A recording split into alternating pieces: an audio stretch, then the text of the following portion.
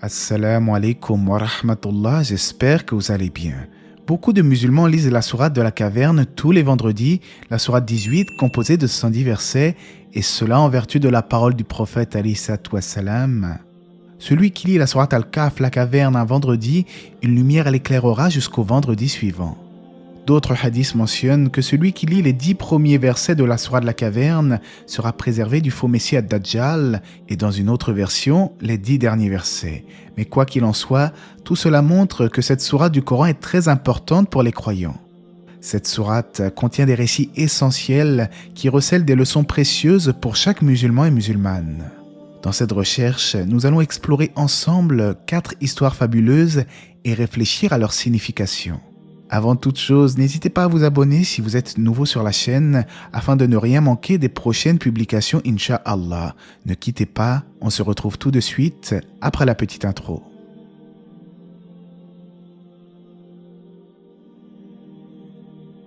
Premier récit, l'histoire des gens de la caverne.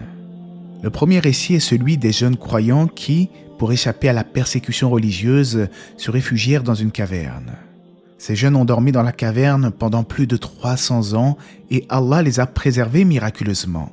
Malgré tout, les premiers versets de la sourate de la caverne nous rappellent que ces signes ne sont pas les plus étonnants de la création.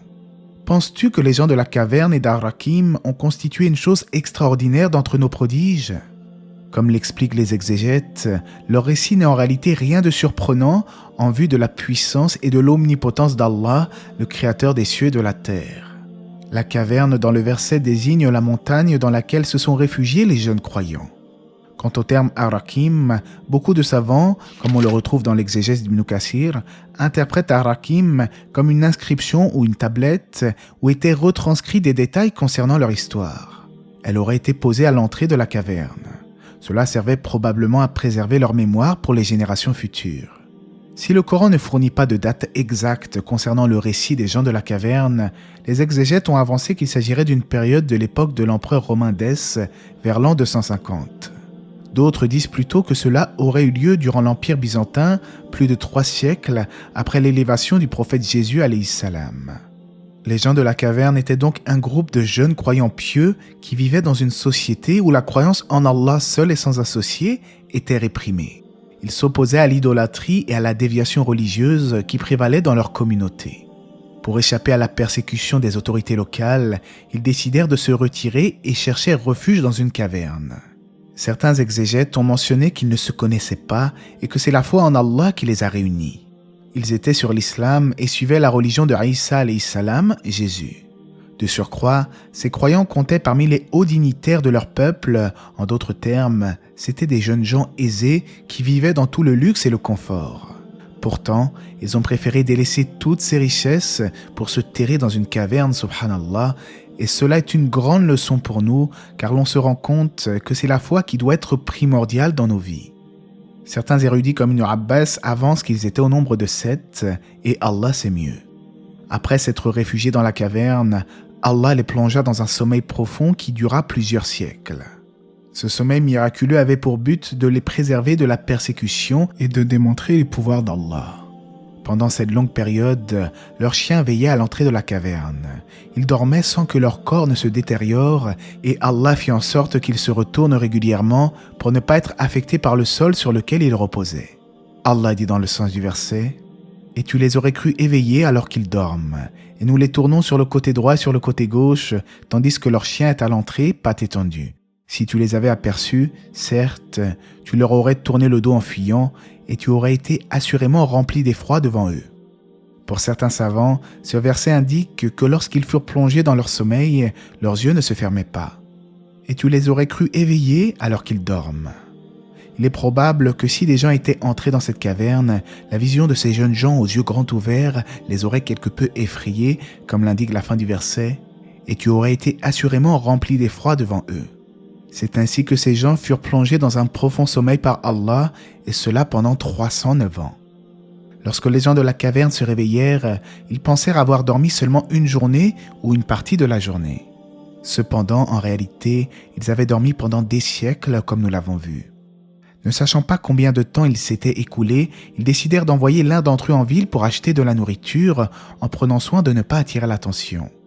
À leur grande surprise, ils découvrirent que la société avait complètement changé. La monnaie qu'ils utilisaient pour acheter de la nourriture trahit leur véritable identité, car elle provenait d'une époque révolue. Lorsque les habitants de la ville apprirent leur histoire, ils furent émerveillés par ce miracle. À noter que les savants divergent sur la question de savoir si ces habitants étaient des croyants ou non. Allah dit dans le verset 21 de la sourate « Et c'est ainsi que nous fîmes qu'ils furent découverts, afin qu'ils, les gens de la cité, sachent que la promesse d'Allah est vérité et qu'il n'y ait point de doute au sujet de leur. Aussi se disputèrent-ils à leur sujet et déclarèrent-ils « Construisez sur eux un édifice, leur Seigneur les connaît mieux. » Mais ceux qui l'emportèrent dans la discussion dirent « Élevons sur eux un sanctuaire. » Comme l'explique le Cheikh Abderrahman As-Sardi, la fin de ce verset ne signifie pas qu'il est autorisé d'élever un sanctuaire pour se remémorer l'histoire de certaines personnes. Il s'agit seulement de faire mention des actions de ce peuple. Certains pieux anciens ont mentionné que ce peuple doutait de la résurrection et de l'avènement de l'heure, notamment en disant que seules les âmes seront ressuscitées et non les corps. Allah réveilla donc les gens de la caverne comme une preuve manifeste et comme un signe qu'Allah est capable de toutes choses. Les gens de la caverne comprirent alors que leur rôle sur terre était accompli et ils finirent leur jour dans la paix sous la protection d'Allah. Ce récit est souvent interprété comme un exemple de la foi, de la patience et de la confiance en Allah face à l'oppression. Il démontre également le pouvoir d'Allah de ressusciter les morts, car les jeunes gens ont été préservés pendant des siècles, endormis avant de reprendre conscience. Cette histoire, bien que relatée de manière concise dans le Coran, a eu une grande influence sur la spiritualité islamique, rappelant aux croyants que la foi et la confiance en Allah sont toujours récompensées. Les gens de la caverne ont délaissé le matérialisme et les richesses de ce monde pour se réfugier dans une caverne afin de préserver leur religion. Ils ont choisi de rester éloignés de leur patrie, de leur famille et de leurs amis, voire même de se priver des plaisirs temporaires de cette vie afin de s'éloigner de l'idolâtrie.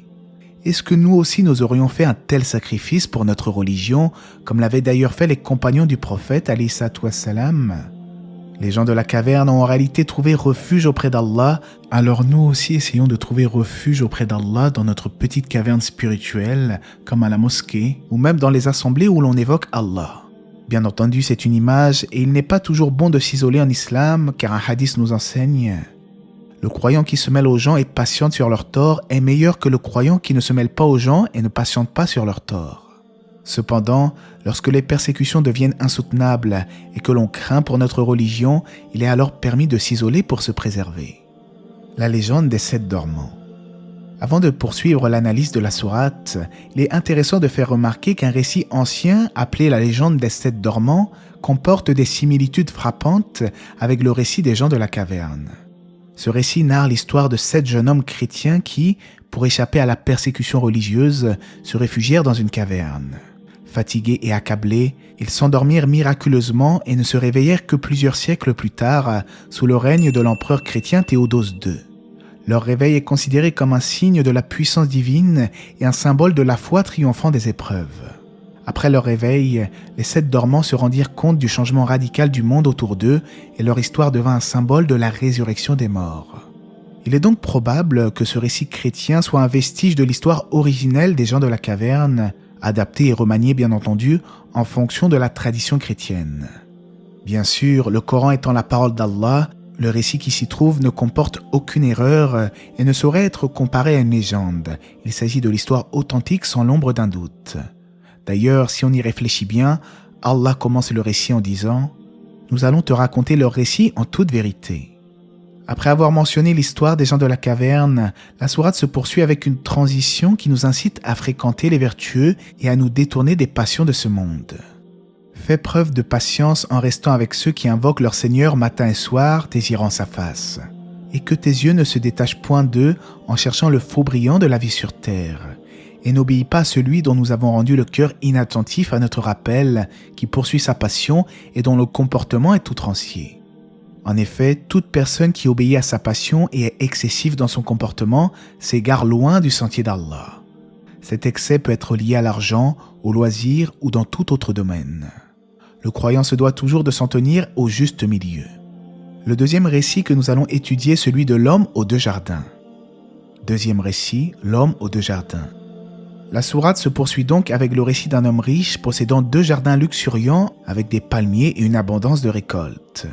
Il était fier de sa richesse et de ses possessions. Le verset 33 nous dit « Les 2 jardins produisaient leurs récoltes sans jamais manquer et nous avons fait jaillir entre eux un ruisseau. » Malheureusement, au lieu de se montrer reconnaissant pour les bienfaits d'Allah, il s'est montré arrogant et ingrat. Il s'enorgueillissait de sa richesse, se vantait et reniait la croyance en la résurrection. Il dit à cet effet « Et je ne pense pas que l'heure viendra, et si on me ramène vers mon Seigneur, je trouverai certes meilleur lieu de retour que ce jardin. » C'est-à-dire qu'à supposer qu'il y ait une résurrection, je trouverai meilleur encore que ce que je possède ici-bas, car si je n'étais pas noble auprès d'Allah, il ne m'aurait pas octroyé ce que j'ai comme bien. Telle était la grande arrogance de cet individu. Il rencontra alors un compagnon qui était pieux quant à lui et qui le mit en garde contre son arrogance et lui conseilla de se montrer reconnaissant et humble, comme dans le sens du verset « En entrant dans ton jardin, que ne dis-tu ? Telle est la volonté et la grâce d'Allah, il n'y a de puissance que par Allah. » Malheureusement, l'homme ignora les conseils de son compagnon et continua de fanfaronner. En conséquence, ses jardins furent détruits par un événement catastrophique et il perdit tout ce qu'il avait.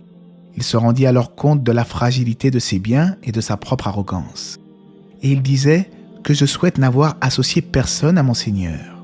Comme l'a fait remarquer le Cheikh Sardi dans son tafsir, il n'est pas exclu que le propriétaire de ce jardin se soit repenti à Allah et soit revenu à son bon sens, puisqu'il a montré des signes de regret sincères pour avoir associé à Allah. Au sujet du polythéisme mentionné dans le verset, ce shirk, il n'est pas clairement dit qu'il adorait des idoles en dehors d'Allah. Il est donc possible, et ce n'est qu'une hypothèse, que ce shirk désigne l'acte de donner une importance excessive aux choses de ce bas monde, au point de les mettre au-dessus de la reconnaissance du pouvoir d'Allah. Et Allah sait mieux ce qu'il en est.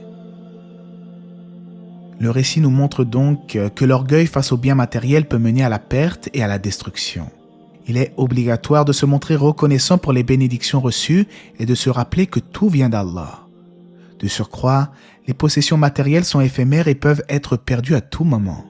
La véritable richesse réside dans la foi et la piété. Aussi, le récit nous montre que le croyant a recommandé au propriétaire du jardin de dire « Il n'y a de puissance que par Allah ». Cela nous rappelle la formule plus complète « La hawla wa la quwwata illa billah ». C'est une formule de rappel d'Ikr qui exprime la soumission totale à Allah, la confiance en lui et la reconnaissance de l'incapacité humaine sans son aide. Cette formule souligne que tout changement d'état, que ce soit dans la santé, la foi ou la force, ne peut se produire que par la volonté divine. Lorsque nous entamons un projet, lorsque nous avons un souci de santé, en toute situation, il est bon de répéter cette formulation au quotidien. Après le récit sur l'homme au jardin, la sourate de la caverne évoque le côté éphémère de cette vie et souligne que ce sont les œuvres de bien qui persistent auprès d'Allah. Il est également fait mention de la désobéissance d'Iblis et de la mission des prophètes et des messagers. Nous arrivons alors tout doucement à notre 3e récit, celui de Moïse alayhi salam, Moussa et Al-Khidr. 3e récit, Moïse, Moussa et Al-Khidr. Ce récit nous enseigne de façon claire et efficace nombre de sagesse. Les choses qu'un être humain ne connaît pas sont de loin supérieures à ce qu'il connaît. L'homme a tendance à établir son opinion sur ce qu'il observe et perçoit, et c'est ainsi qu'il fait de nombreuses erreurs. Si les mystères de la vie lui étaient dévoilés et qu'il venait à connaître les choses cachées, il serait amené à se défaire de grand nombre de ses jugements. Le récit de Moussa et d'Al-Khidr nous enseigne que l'opinion de l'homme, la voie qu'il se construit, ses penchants et ses idées sont remis en cause lorsque l'on commence à comprendre toute la complexité de la vie. Allah sait tout dans l'absolu, tandis que nous ne savons que peu de choses. Le récit que nous allons étudier illustre bien cette réalité. Tout commence lorsque Moussa fit un prêche aux enfants d'Israël. Un des fidèles demanda à Moussa « Qui est l'homme qui détient le plus de connaissances ?» Moussa de répondre « C'est moi ». Mais Allah n'apprécia pas sa réponse car il n'a pas attribué la science à Allah. Il lui révéla alors qu'au confluent de 2 mers se trouvait un serviteur qui détenait plus de savoir que lui, Al-Khidr. Lorsque Moussa rencontra Al-Khidr, il lui demanda humblement de l'accompagner pour apprendre de sa sagesse. Al-Khidr accepta, mais le mit en garde. Moussa ne pourra pas faire preuve de patience face aux événements qu'il observera, car il n'allait pas comprendre la sagesse derrière ses actes. Mais Moussa insiste et promet d'être patient et de ne poser aucune question tant qu'Al-Khidr ne lui donnerait pas d'explication. Et pourtant, l'opinion de Moussa alayhi salam, s'appuyant sur les apparences, entre en collision avec les actions d'Al-Khidr à 3 reprises. Premièrement, Al-Khidr et Moussa montent dans un bateau. Alors qu'ils traversent l'eau, Al-Khidr endommage délibérément le bateau en y faisant un trou avec une hache. Surpris, Moussa oublie sa promesse et demande pourquoi Al-Khidr a fait cela, puisque cela risquait de faire couler le bateau et de mettre les passagers en danger. Al-Khidr lui rappelle sa promesse de ne pas poser de questions et Moussa, réalisant son erreur, s'excuse et promet de ne plus intervenir. Peu de temps après, il rencontre un jeune garçon et Al-Khidr décide de le tuer de manière inattendue. Choqué par cet acte, Moussa questionne à nouveau Al-Khidr sur cette action apparemment injustifiable. Une nouvelle fois, Al-Khidr rappelle à Moussa qu'il avait promis de ne pas poser de questions, mais Moussa, troublé, exprime à nouveau son regret et demande alors une autre chance. Finalement, ils arrivent dans une ville où les habitants refusent de leur offrir l'hospitalité. Al-Khidr trouve alors un mur délabré dans la ville et décide de le réparer gratuitement. À ce moment-là, Moussa, toujours perplexe, demande à Al-Khidr pourquoi a-t-il fait ce geste sans demander de rémunération, bien qu'ils aient été mal accueillis. C'est à ce moment qu'Al-Khidr annonce à Moussa que leur voyage prend fin, car Moussa n'a pas réussi à faire preuve de patience. Le Coran nous dit « Ceci marque la séparation entre toi et moi, dit l'homme, je vais t'apprendre l'interprétation de ce que tu n'as pas supporté avec patience. » Avant de se séparer, Al-Khidr explique la sagesse derrière chacun de ses actes en montrant que chacun servait un but supérieur décrété par Allah. Concernant le bateau endommagé, Al-Khidr a endommagé ce bateau pour protéger les propriétaires qui étaient des pêcheurs pauvres. En effet, un roi tyrannique confisquait tous les navires en bon état, mais en endommageant légèrement le bateau, il les a protégés de cette confiscation. Concernant le jeune garçon tué, le garçon était destiné à devenir une mauvaise personne qui aurait amené ses parents à la révolte contre Allah et à la mécréance. Par la volonté divine, il fut donc pris jeune afin de les préserver d'un grand mal et Allah n'allait pas tarder à le remplacer par un autre enfant, plus pur et plus affectueux. Finalement, au sujet du mur reconstruit, sous ce mur se trouvait un trésor appartenant à 2 orphelins. Leur père était un homme pieux et Allah voulait que ce trésor leur soit préservé jusqu'à ce qu'ils soient en âge de le découvrir. Al-Khidr a donc reconstruit le mur pour protéger ce trésor. Parmi les leçons à tirer de ce récit, de prime abord, nous avons tous trouvé le comportement d'Al-Khidr étrange et Moussa en fut d'ailleurs le premier à en être étonné. Mais notre vision des choses reste limitée par notre expérience personnelle et les mystères derrière les événements ne sont connus que d'Allah. Moussa alayhi salam, bien qu'étant un éminent prophète, a appris qu'il y a des aspects du monde qu'il ne peut pas comprendre immédiatement. Ce récit montre que tout ce qui se passe dans le monde, même les événements apparemment injustes ou incompréhensibles, font partie du plan divin, d'un grand dessein dont la pleine sagesse échappe souvent à la compréhension humaine. Cela nous enseigne notamment la patience et l'acceptation du décret divin, même lorsque la sagesse derrière n'est pas immédiatement visible. Allah dit dans son noble livre « Or, il se peut que vous ayez de l'aversion pour une chose alors qu'elle vous est un bien. Et il se peut que vous aimiez une chose alors qu'elle vous est mauvaise, c'est Allah qui sait alors que vous ne savez pas. » De surcroît, les hadiths nous enseignent que tout ce qui touche le croyant est un bien. S'il lui arrive un bien et qu'il remercie son Seigneur, c'est un bien pour lui, et s'il lui arrive un mal et qu'il patiente, c'est également un bien pour lui, et cela n'est que pour le croyant. Après l'histoire de Moussa et d'Al-Khidr, la sourate de la caverne se termine avec l'histoire d'une personnalité très connue des musulmans, Zul Qarnayn. 4e récit, Zul Qarnayn. Le dernier grand récit de la sourate de la caverne raconte l'histoire de Zul Qarnayn, un souverain pieux connu pour parcourir la terre. C'était un grand voyageur. Certains érudits expliquent que Zul Qarnayn signifie l'homme aux 2 cornes. Il était doté de nombreuses richesses, mais contrairement à certains qui s'enorgueillissaient, Zul Qarnayn était plutôt un serviteur reconnaissant qui usait de ses biens pour répandre justice et bienveillance. Il est connu pour avoir érigé un barrage pour protéger un peuple contre les attaques de Gog et Magog, Yadjouj ou Amadjouj. Le Coran nous rapporte 3 grandes expéditions de Zul Qarnayn. Première expédition. Zul Qarnayn commence son voyage jusqu'à un lieu où il vit le soleil se coucher dans une source boueuse. À noter qu'il est dit qu'il vit le soleil semblant se coucher dans une source boueuse, mais comme l'indique l'exégèse d'Ibn Kathir, le soleil y reste toujours dans son orbite. C'est-à-dire que cela n'est pas à prendre au sens littéral. Il est évident que le soleil ne se couche pas physiquement dans la mer. Là-bas, Zulqarnayn rencontra un peuple et Allah lui donna le choix de les châtier ou de les pardonner. Zulqarnayn choisit la justice, il s'engagea à punir les malfaiteurs et d'être bienveillant envers ceux qui font le bien. Ce choix met en évidence son souci de justice divine. Deuxième expédition. Puis il suivit une autre voie où il trouva un peuple vivant sans abri contre les rayons du soleil. Selon Cheikh Saadi, il se peut que la cause de cela est que ce peuple était primitif et ne savait pas construire d'habitation. Le Coran ne donne pas plus de détails sur ce peuple, mais il est très probable que Zulqarnayn les ait traités avec équité comme à son habitude. Troisième expédition. La dernière expédition de Zulqarnayn le mène vers une région située entre deux montagnes où il rencontre un peuple terrifié par les attaques de Gog et Magog, des peuples destructeurs. Les habitants demandèrent à Zulqarnayn de construire une barrière protectrice pour se prémunir de leurs méfaits. Avec l'aide de ce peuple, Zulqarnayn érige un immense mur de fer et de cuivre pour contenir Gog et Magog entre deux montagnes. Il affirme que ce mur tiendra jusqu'au jour où Allah le fera s'effondrer à l'approche de la fin des temps. Il dit « C'est une miséricorde de la part de mon Seigneur, mais lorsque la promesse de mon Seigneur viendra, il le nivellera. » Ainsi, le récit de Zulqarnayn symbolise la lutte contre l'injustice et l'établissement de l'ordre avec l'aide d'Allah. Parmi les sagesses à retenir, il y a le fait que le pouvoir et l'autorité doivent être utilisés avec justice et responsabilité. La protection contre le mal requiert la foi en Allah, la détermination et la coopération entre les peuples. De plus, celui qui a des biens ne doit pas devenir arrogant, mais plutôt utiliser sa richesse dans la recherche de l'agrément d'Allah. La sourate de la caverne se conclut en insistant sur la science d'Allah et sa perfection, et certes, sa connaissance est infiniment plus vaste que celle de l'homme, comme nous avons pu le voir avec le récit de Moussa et d'Al-Khidr.